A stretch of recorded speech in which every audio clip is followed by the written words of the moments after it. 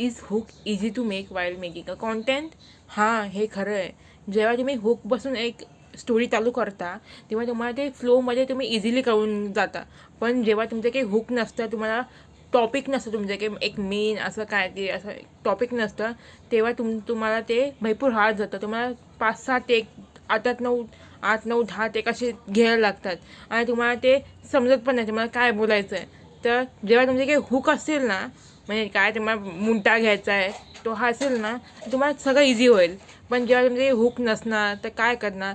तर तुम्हाला पहिलं असं म्हणजे एक टॉपिक सजेस्ट बघायचं आहे तुमच्या दिवसाभरात तुम्हाला काय केलं आहे.